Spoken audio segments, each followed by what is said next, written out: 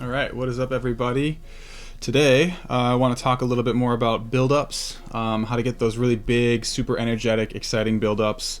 You know, it's a really important part of pretty much any genre of electronic music, especially melodic bass and melodic dubstep. You know, if you want your drop to be super exciting, then having a really, really energetic build-up is almost as important as having an energetic drop. There's a bunch of stuff I'm going to cover today. Effects, sweeps, percussion, you know, synths, a lot of automation stuff, and then just like some bussing and grouping and things that are just sort of general best practices. So let's dive into it. All right, so let me start off by just showing you guys the buildup of this song, and then I'll kind of dive in deep into what I'm doing to kind of make everything work.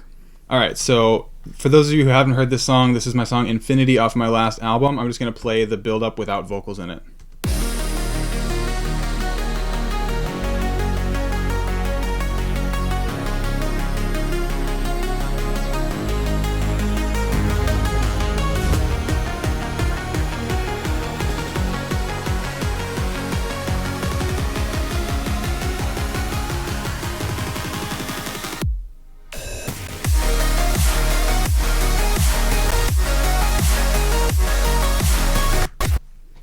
Sweet. So yeah, there's a lot of stuff going on there that leads to the energy of that buildup. And this isn't the most complicated build I've ever done, but I think it's a pretty good example of best practices and some things that you can think about doing a little bit differently in your own production. So the first thing I want to talk about is the kind of push and pull of adding and subtracting elements during your buildup. So right now, when I say build up, I'm sort of referring to the entirety of my chorus, because my build starts right when my chorus begins, so with the vocals on. You know, and then halfway through, everything kind of comes in and really starts to swell. But I think of a build up, usually I start the build up at the beginning of the chorus, and you don't need to hear all these crazy effects and all this crazy stuff happening right away, but you'll start to notice some of the stuff that I'm doing during the build up right away during the chorus. And so one of the things I'll do is I'll start my chorus full on, all the elements are there, but then halfway through, when the build really comes in full energy, you'll start to notice that I'm taking some stuff away and replacing it with some other elements. So for example, this Dune pad, this comes in during the chorus at the beginning, and then I have some basses down here as well. These are all playing in the beginning of the chorus. As we move forwards, two of these basses, one of which is including the sub bass, go away.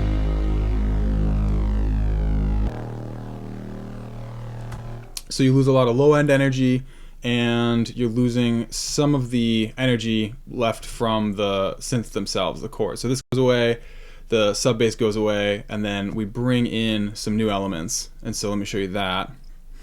So when those basses cut out, I end up adding in these other two bass plucks. And so you're left with still lots of low-end energy, but you're shifting from kind of a static, sustained low-end energy to more of a plucked, like staccato.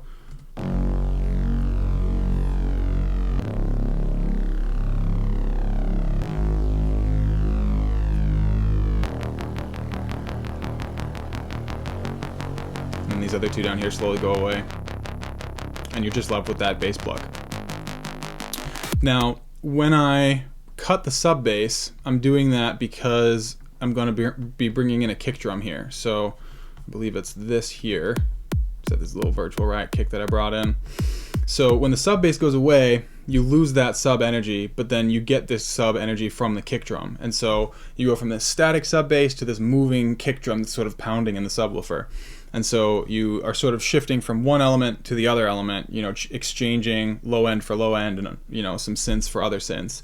So that's one really easy way to sort of push and pull on the energy during a build-up. Let's talk about some of the automations and things that I'm doing here as well. So I have, this is sort of the main, kind of the main pad, or the main pad bass bus. So let's just look at a couple things that I'm doing here. first and foremost, the best way to increase a bit of tension during your buildup is to just do a low cut filter. So as you listen to this,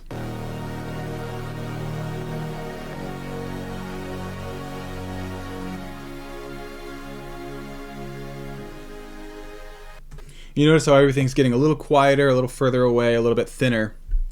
And so everybody kind of knows, you can do this low cut automation. I would say it's usually best to do it on most, if not all, of your buses during your buildup. How high you cut those low filters is really important, because if you go super, super high and you're cutting all the way up to like 4K, you're just kind of left with noise and you can't actually hear those elements anymore, because it's like, I want these elements, while you're listening to the buildup, I want them to be audible all the way to the end, but become less and less noticeable. And so they don't disappear completely, but they do sort of go away more and more. A few other things that I'm doing on this bus: I have a sidechain compression, and I'm automating the dry wet of this compressor down here. So during the beginning, you can kind of hear that these synths are pumping a bit with a sidechain compressor. And throughout the buildup, I am getting rid of that sidechain more and more until eventually it disappears right here. And that sort of coincides with the low end energy having been cut away. Things with less low end, they tend to need a sidechain less. Like the less low end they have, the less they need a sidechain. And so this bus is got a lot of low end at first, but then less and less at the end. And so the sidechain pumps and pumps, and eventually just kind of lets go at the very end. Something else that's also really useful for build automations, and I have this on, I would say, most of the buses during my chorus and build-up, is just a simple little volume automation. So I go from minus 1.12 dB all the way down to minus 6.7. So, it goes down by about 5 decibels over the course of these last couple of bars here. And that's also important too, because I tend to sort of open filters more and more. So I'm introducing more high-end information in as I go up in the buildup. So like in Serum, I will open the filter more and more, so you get more and more high-end. That causes those synths to sort of become a bit louder, and you can kind of counteract that by turning the volume down over time. I also do this on all my buses, so you notice that it just gets totally silent there. And I pretty much do that on every bus that isn't part of the actual drop itself. So anything that's basically just in the chorus or in the verses, those buses will get a hard volume cut here to negative infinity, so it's completely silent during the drop. That way you don't get any unwanted excess frequencies sort of bleeding from the buildup into the drop that just don't belong there. I have plenty of elements in my drop to make it big and full, and so I don't want, reverb tails and envelope tails sort of bleeding into the drop and creating unwanted noise in the background. So this is something else that I definitely do on most of the buses. And the final thing with this bus is that I'm automating the width. So I have 100% just normal width, and then I'm automating that down over these last couple of bars here to 36%. So you go from, so it kind of starts closing in, and it almost starts to feel like it's moving further away from you, like down a tunnel. And that leaves room for some of the other elements to kind of shine, because during my build, I'm not really doing much to the vocals. Those are pretty much left unaffected because I have them at a nice loud volume when the chorus begins, and I want them to continue to be audible and energetic through the build-up. So a lot of these low-cut automations and width automations and volume automations, they're just placed on individual buses, and that way the things that you do want to stay audible, such as maybe the build-up stuff that is coming from the drop bus, that stuff can stay a little bit more audible, and the vocals can stay a little bit more audible, and that kind of thing. So let's look at this next bus here, the ARPs.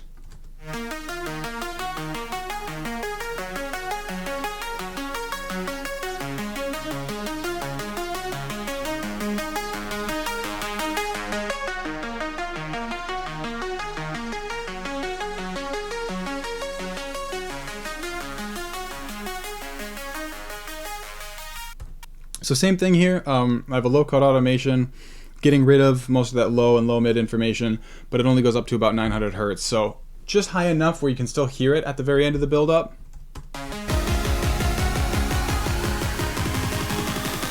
It doesn't go away completely, but it does become pretty subtle.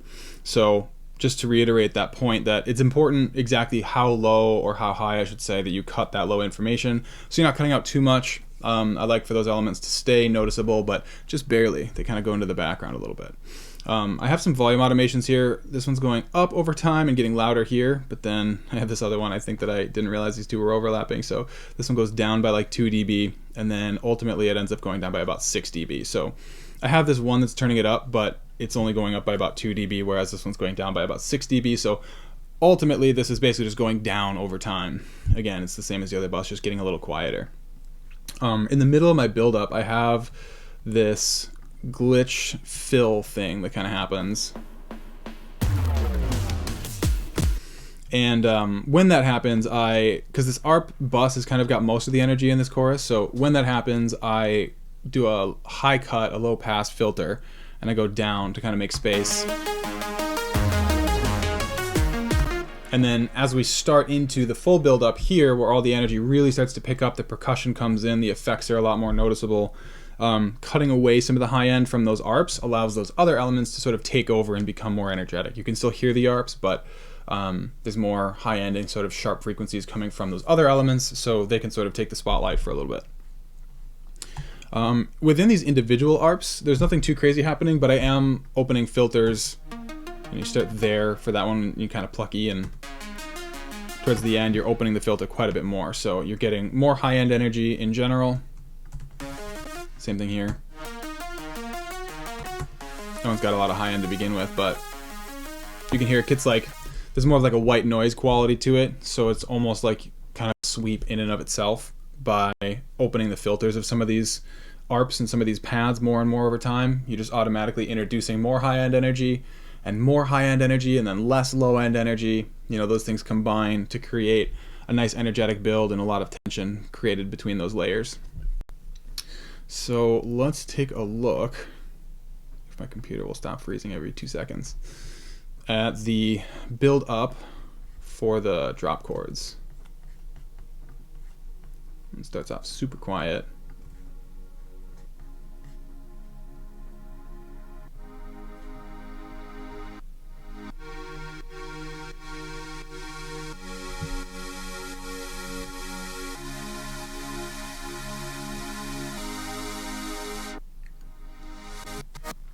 Yeah, so kind of similar here. I've got that side chain, right, and this is the automation. It's pumping pretty hard at first, and then it goes away more and more. I'm actually turning the volume up on this one a little bit over time because that one becomes more noticeable, since that's going to be a part of the drop. I want the listener to kind of have a teaser there. During this build, I believe I have a low cut, just a subtle one in this other bus. So it's only cutting off to 250. So you can still really hear these chords. They're pretty prominent.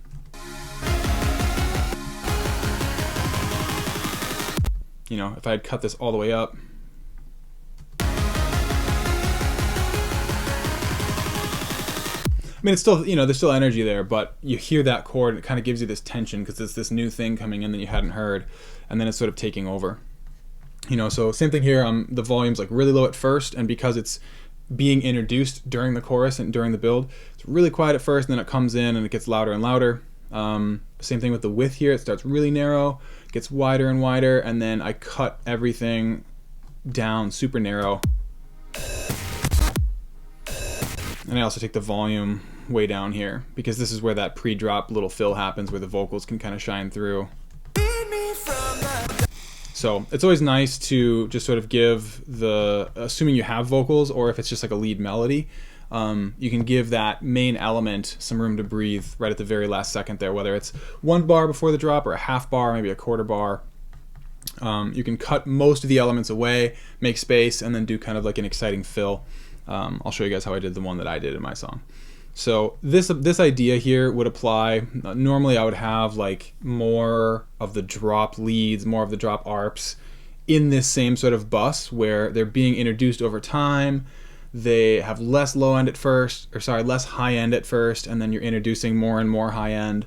You know, you're doing a high cut filter like I am here, more and more high end as you go up. And I never quite open. I mean, sometimes, but I try if I can to not open the filter all the way necessarily. I mean, this doesn't make a huge difference, but if you can withhold the full energy of the drop until the drop itself, that's the best case scenario, which is why I only have one chord layer rather than all of my chord layers. And there's not very many lead layers. You know, I don't have any from the drop. Sometimes I will, but I just have this ARP layering from the chorus here. And that provides all the lead energy because it's really playing a very similar ARP pattern. So this idea where, you know, you have the sidechain pump and that kind of goes away, you have the low cut and it swings through and takes away all the low end energy. You start with less high end energy and then you open up the high cut filter and more and you get more and more high energy. You know, you can apply that to anything in your bus. You could put drop leads within this bus, you could put drop mid basses within this bus and have that stuff all coming in and swelling. And then right before the drop, it kind of pauses and disappears, and then everything kind of crashes in all at once. So let's take a look at the effects and the percussion.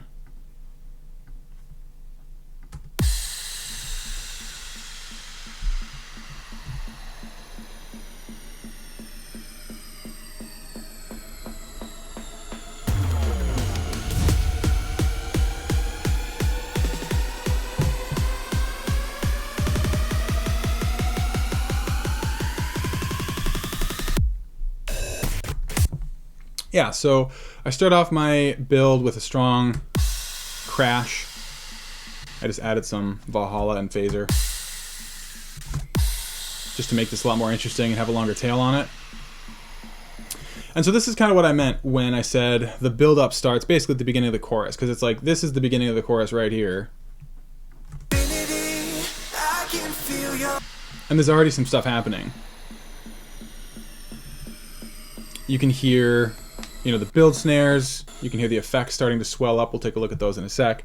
But usually what I do is, you know, I have multiple build snares. So I have this one, this one, this one, and then I've got the kick. Got this one too. You know, so there's several percussion layers going on during the build up. And I'm introducing these two really early on. So like this main snare, I'd say it's probably the main snare that I'm using. Comes in really quiet back here. So I've cut the high end way down.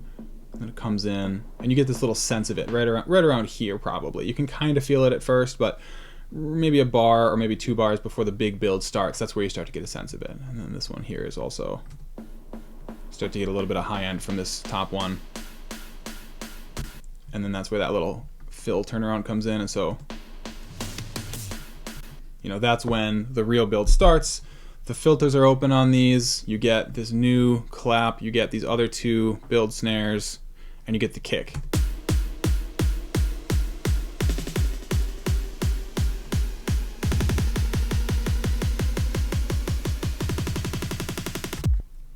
So nothing too crazy happening here, but it's fun to make your own build layers and then also combine that with like an existing one. So like this one here, this was a loop that I found, and I time stretched it a little bit and changed the pitch ever so slightly because this was at 90, and so I'm moving it down to 85.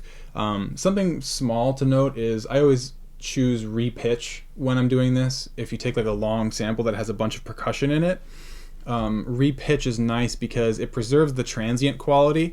So let's say if you were warping something from 150 BPM down to like 120 BPM or vice versa, it can get really stretched out and sound very strange with most of the other algorithms that you're trying. By all means experiment, but repitch is really cool for these longer fills that have like a lot of percussive hits inside of them because it preserves the transients. It will pitch the sound itself to a higher or a lower pitch depending on what you're doing with BPM, but it preserves the quality a lot more. So you still get that kind of nice sharp snappiness that an existing professionally made sample would have. So it's nice to take loops like these and then layer them with your own samples, or just samples of your choosing, I should say, because then I'm taking these samples and sort of mimicking the movement of this one, and I have multiple different snares kind of all doing, they don't all match perfectly, you know, these two can diverge, that kind of diverges, but yeah, you get the idea. Multiple snares usually is how I do my builds, and it's nice to do like some dry ones and some wet ones. Like this one's pretty wet. It's got a lot of reverb. You know, this one's pretty dry. This one's technically dry, but it's got reverb kind of built into it. You know, you can kind of hear that short little like plate reverb. Maybe a short little hall reverb. But you get the idea. Like some dry ones, some wet ones. You know, maybe it's like some bigger, heavier, like kind of dubby snares, and maybe like some trappy sort of marching band snares. And then yeah, having a kick in there always adds a bit of energy. I find it's either like you have your sub bass sort of play throughout your build-up, or you have your sub bass play at the beginning and then the kick comes in and replaces the sub bass. The alternative would be like you could have your sub bass come in at the beginning, like mine does, and then you cut it off, and then at that halfway point there you do one of those big pitch down sub drops, just those doo, you know, kind of sounds like a whale sound, but you know what I mean, like those big pitch down sub drop samples like these. You know, the point is like you can't have too much sub bass playing at once, so for me it's either big sub drop right here or kick drums or sub bass. You can have sub and kick, but then you have to do a lot of fine tuning with the sidechain. You know, my previous tutorial I went over how to sidechain sub and kick drums, and I think that'll help a lot, but it just sounds a lot cleaner when you kind of pick one of those elements. You know, pick a kick drum or a big sub drop, or just have your sub bass synth playing throughout the build-up. So those are the drums. The other thing that I am doing with the drum bus, turning it down over time, so it goes down in volume by about 4 dB. You know, there's a lot of drums stacking, and there's a lot of, it gets faster and faster, and it tends to get a little bit louder over time, so I'm just turning the drums down a bit over time.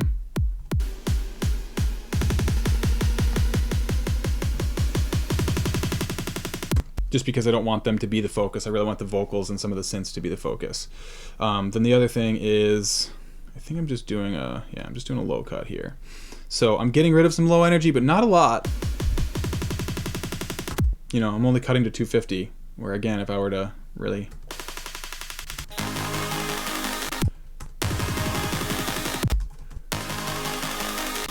You know, so that value matters a lot. So it's a different low cut value on every bus that I have. So I'm only cutting up to 250 on the drums because I want the snares and I want those kicks to still be audible, but I just want the sub bass to go away. So very, very picky in exactly where I choose to cut that low end energy from. So let's finally take a look at the effects and see what I have going on here. Just listen to them by themselves for a moment.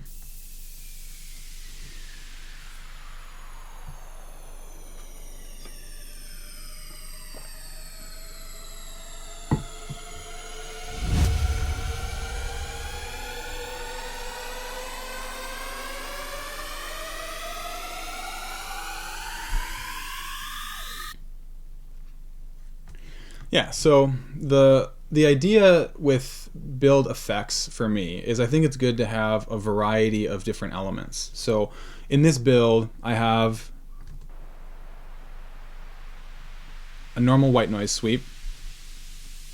You know, and this kind of thing you could even just get from sample packs. Cashmere's got, you know, lots of long sweeps that are basically like white noise. You know, maybe something like this.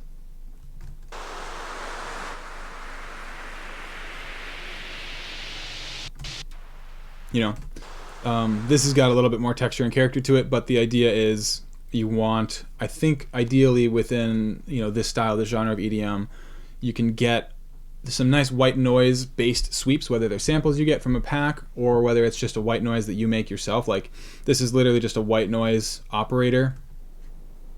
And then I have Serum Effects. It's a bandpass filter, and I'm automating that filter over time. This is a tip that I saw from an AU5 tutorial. Shout out to Austin.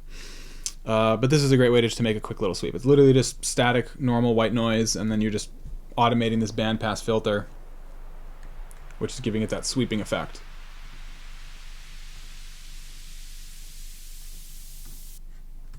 I also have this weird operator, which, you know, it's pretty atonal and weird sounding.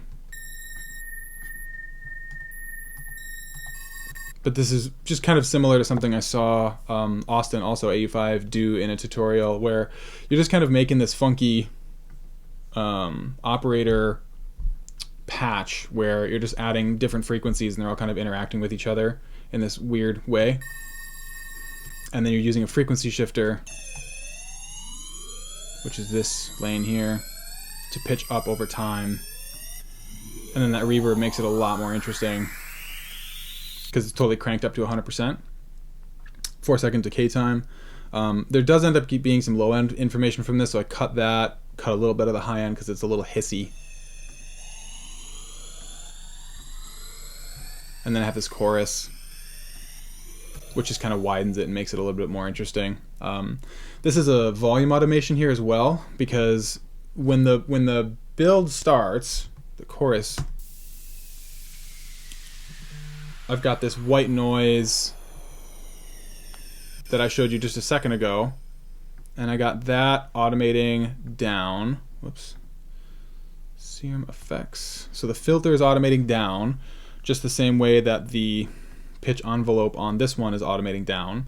So it kind of starts the build, starts the chorus with that energy, that big down sweep kind of impact that you would expect. So the filter's going down here, and then it's starting to come back up. The pitch is going down here, and then it's starting to come back up. And those two kind of work together.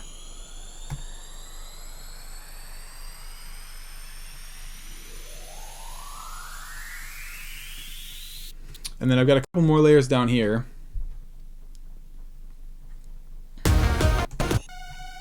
So this is something I made in Serum. Pretty basic, but I'll show you guys the fundamental of it because it's so it's a detuned saw wave, and you can choose any wavetable here. I just chose a saw wave because it was just the default. It was easy. Sometimes I'll change this a little bit, but what I'm doing here is I'm automating the amount of detune. So we're going from 0.39 to 0.69, so it goes from less detuned. It's also very quiet right now because this utility's on it. So really dry and basic, super detuned. And then I'm also automating the pitch bend, of course, 2 octaves up, so it goes from 0.5 up to, 2 octaves worth of information up. And then I've got some reverb, which I'm also automating over time. So this is going from pretty dry at 22% to pretty wet at 60%. The decay time is 6.3 seconds, so it's staying the same. But it goes from kind of dry and not very detuned to really detuned and very reverby over time while it's pitch bending. So it gets a lot more energetic. And then I've also got this, like I showed you, this little volume automation where it goes really quiet at first. You hear it starting to come in right about here, and then it hits the full volume, gets a little louder, and then it turns down a bit over time because it's starting to get a little too loud. And then I cut the volume so it just completely disappears, just like I showed at the beginning of the video with some of my synth elements.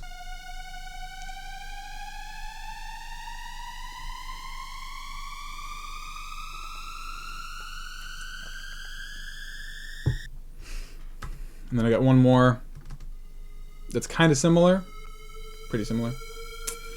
So it's a square wave instead of a saw wave, but I'm again automating the detune, automating the reverb, automating the pitch, and then I also added a flanger and some distortion and hyperdimension and stuff just to make it a bit more interesting.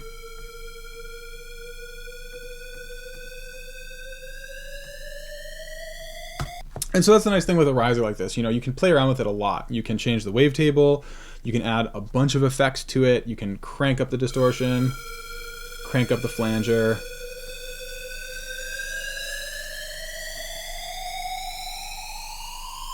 You can get some pretty cool effects doing that sort of thing. So it's a very simple patch to start with, but you can really get some interesting results. And honestly, it's like you can make unlimited different risers out of this one patch by just changing the distortion, changing the effects, adding some flanger, getting rid of it, changing the wavetables. Maybe you automate the pan, let's just say, over time.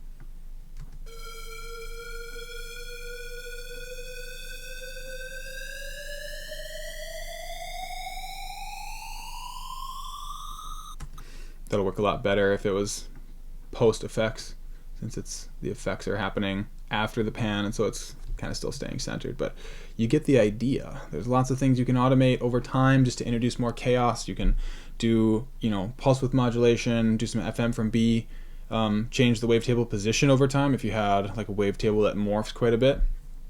The point is, you can do a lot of stuff with a very simple patch. And so these effects that I have, I think it's good to have a mix of like the white noise sweeps like you would get from a sample pack or you would make yourself, but then these other synths that I have, they're more tonal, so they're generated by a synth and they have a tone to them. They're playing a note and that note pitches up over time. So a mistake that I hear a lot of producers make is they just have a white noise sweep. They just have multiple white noise sweeps, but there's no tone. There's no like synth playing in the background adding that energy. So like I'll show you the build if I didn't have these.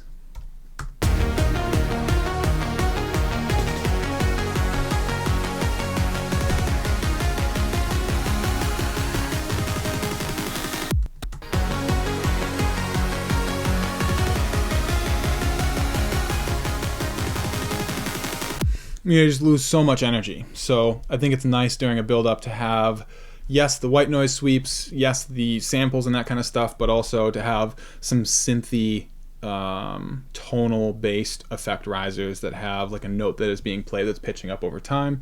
It introduces a lot more background noise and energy and chaos. This is just one more example. Like, it's also cool to just find like weird riser samples like this. This is from a Mr. Bill pack, who's really, really talented producer.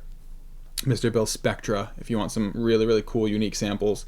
So this one's kind of layering in with the rest of them. And then the other thing too, like in the build-up, I've also got this little sweep that sort of coincides with this little glitch percussion turnaround. And so that really pulls you in. It really pulls you in as the main build starts, as all the percussion comes in. It's nice to have like a little reverse sweep, which this has some reverb on it, so it sort of rings out, and then I've got this impact as well. So it gives more energy to that moment right there where the build-up really starts to fully kick in. One final thing I'll mention too is I also do have this little bit of automation on my instrumental. And so this is something where like in the bussing of this project, I group my instrumental separately from my vocals so that I can affect my instrumental by something that's not affecting the vocals. So during the build here on the instrumental, I've got this utility and I'm basically just automating the volume down over time. So it goes from full normal volume at 0 dB down to -2 dB. It gets back to full volume right at that pre-drop fill because I want that fill to be energetic. I'm also automating the width, so it goes from 100% down to 76% over time. And again, this is not affecting the vocals. So those vocals stay full volume, full width, they'll stay super energetic, but all the other elements are getting a little bit squashed, they're getting a little more narrow, they're getting a little quieter in volume. And this is a really subtle effect, but it goes a long way. You don't need to really go beyond 76%. I mean, by all means, experiment and try. Sometimes going really extreme in the narrow effect can be cool. Sometimes turning the volume way down can be cool, but it's really easy to overdo. So even if you're only going down 1, 2, 3 dB, that's usually plenty from my experience and what I've seen. So turning down the volume, turning down the width, and something else you can even do that I've done in some songs, but not in all of them, is just do like a default Ableton reverb, or just a stock reverb of any kind, really doesn't matter, and just turn the dry wet up to like 18%, 20%, something like that, because then you're basically just kind of washing out the mix just slightly, and you want to just make sure that you turn that off right before the build. I usually have a low cut so that you're not getting all the reverb signal from like sub bass and stuff from the kicks and whatnot.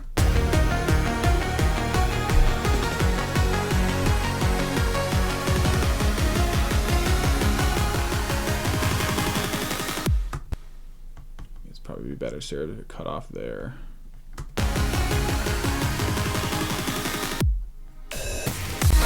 So just really small changes to the instrumental as a whole, and that will make a really big difference on the overall build-up for the song. So that's my tutorial on build-ups. I'll probably do more of these in the future with other project files that have different builds so that I can show you guys other ways of doing this, but the idea is pretty similar across the board with most of my build-ups. I do a lot of sidechain automation where you have a lot of sidechain compression at first and then it kind of goes away throughout the build-up. You want to cut away low-end information from most of the buses, so you do a low-cut filter. Just make sure not to low-cut too high, otherwise you lose all the information and all the energy. You want to cut away some elements during your build-up and add new elements during your build-up, ideally things that go from sustained and static to maybe more energetic and staccato and sort of plucking. And generally I go from less high-end information to more high-end information, more high-end frequency, I should say. So you have, ARPs that are more plucky at first, and then towards the last build-up, towards the end of the build-up, to get a lot more high-end energy. You can even introduce distortion and all kinds of other stuff during your build-up. And same goes for the drums. Multiple drum layers. Over time, you kind of turn them up, get them louder and louder, maybe make them a little bit quieter, and then cut away that low-end information right at the very last second, so that when the drums come in on the drop, they're super impactful, they're super energetic.